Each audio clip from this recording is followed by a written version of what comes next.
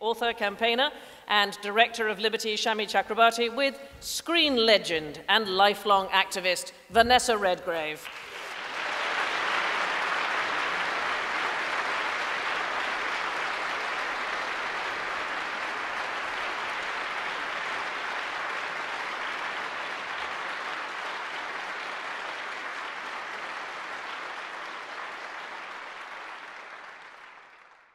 Ladies and gentlemen, there are some privileges in this job. It isn't always such a bad job, you know. And this, as you can imagine, is one of the best. Vanessa, welcome to the Human Rights Awards. Not to Liberty, of course, because you've been, I think, a member for a very, very long time. You've been a member longer than me. I know that very much. Now, Liberty is 80. And you won't mind me saying that you're not quite as old as Liberty, but you Nearly. You are 77. Yes.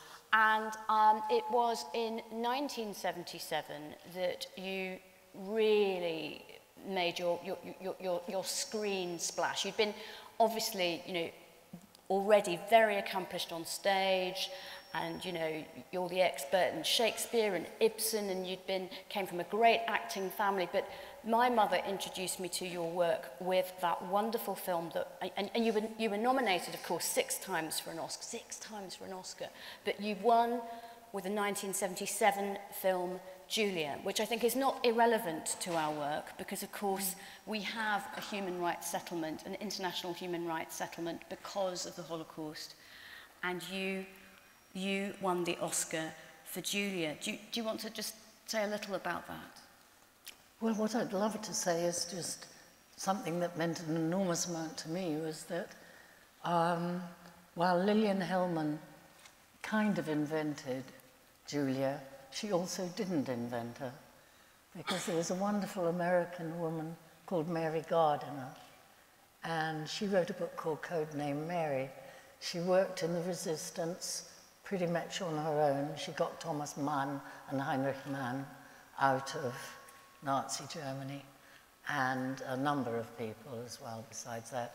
And I did have the great good fortune to meet her daughter, who, unlike in the film, disappeared, actually exists, called Connie, and I met her in 2005. That was one of the wonderful things that happened because of Julia. And of course, I know that this audience will be very interested in your acting, because you are, I mean, I think, is it Tennessee Williams and Arthur Miller called you the greatest living actress? But you want to talk about your acting. Here's the problem, right? So Vanessa doesn't like being grand, and Vanessa wants to talk about activism and not acting, but the two are not unrelated. Love acting. This is all your work, isn't it?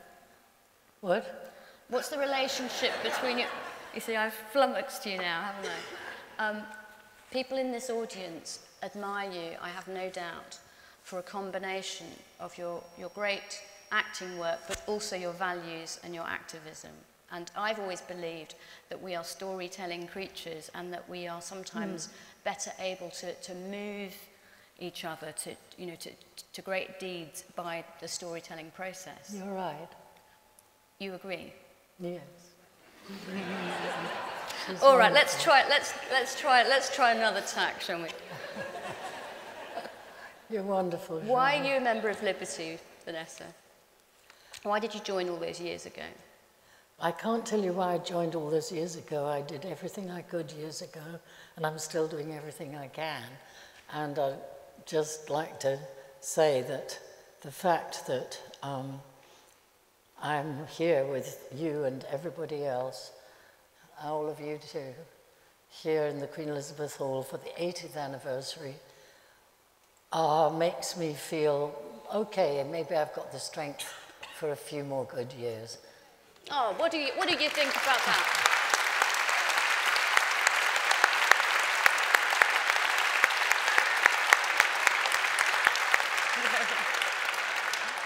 More than a few, I think.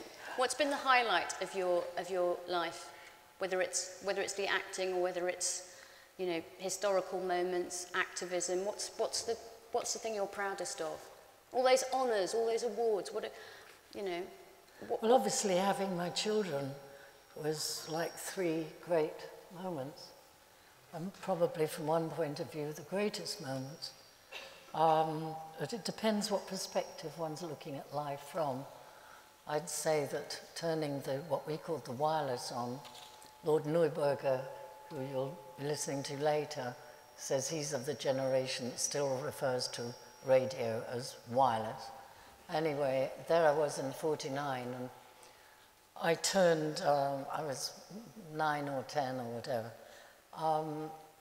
and I turned the wireless on and had the good luck to hear the BBC Home Service, there was only 2 stations, relay the United Nations special broadcast of the Universal Declaration of Human Rights.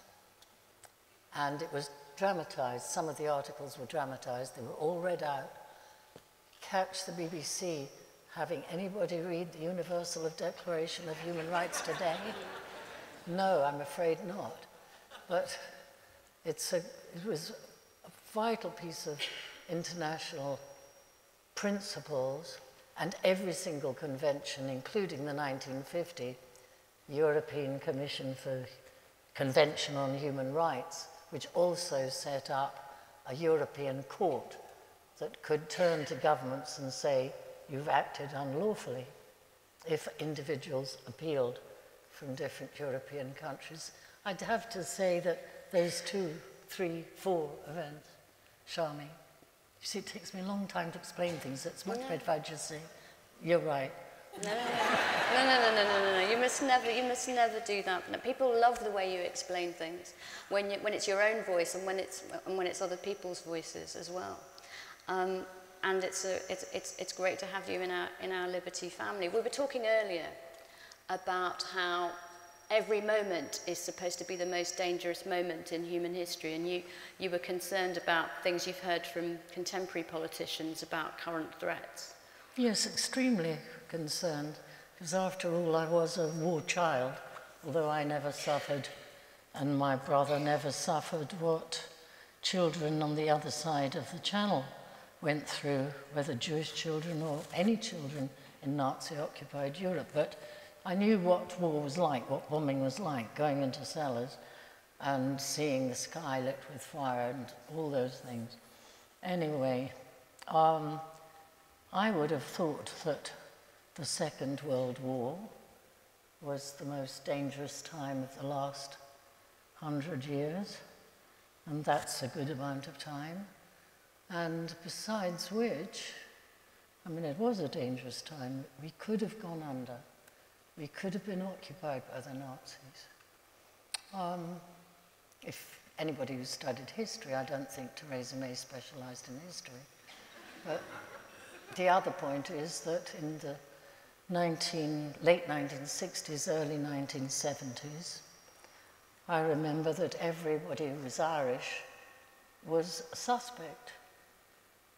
And not only did this not produce as many charges as tens of thousands of arrests made, there are reports can be checked, but awful miscarriages of justice due to a combination of the law being misapplied, of the media, of intelligence services being politicized, as they are very much today. And so I can never forget, too, amongst others, and this doesn't mean I don't care about families who were killed by terrorist bombs, but side by side with terrorist bombs go huge miscarriages of justice. And I think it's justice and the rule of law and what the Americans call due process. That is our strongest weapon against terrorism of any kind, any shape, anywhere, any time. And I think of Jerry Conlon, who was proved innocent, having suffered long years in prison, charged being one of the Guildford Four. His father, Giuseppe Conlon, died in prison. And that's just 2. It happened to a lot of other people. And of course, we all know of many Guantanamo returned prisoners who went through hell there. and there's some people still there. And they were innocent. They were innocent. And then you hear, I think of Gareth Peirce, and I think, oh, God bless you, Gareth Peirce. Come on, we must be raising money for Gareth Peirce because they're ending legal aid soon. And I promise you I'll raise money for you wherever you like, all of you.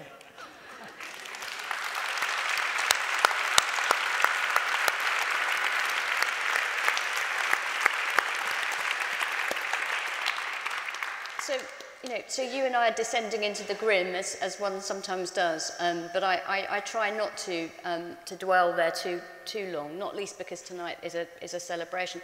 Vanessa, there's so much to celebrate. There is. In spite of all this, yes. In spite of all this, as we've already seen just tonight, and will see more of, and here, in spite of this, there is a crack which lets the light in, and my God, liberty's a pretty great crack.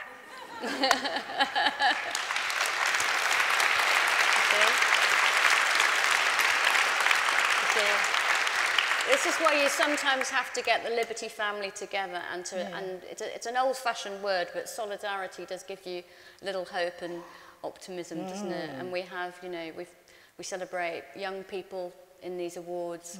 We celebrate lawyers, politicians, just anybody that still cares about our rights and freedom. You still have optimism, I can tell. You still have optimism.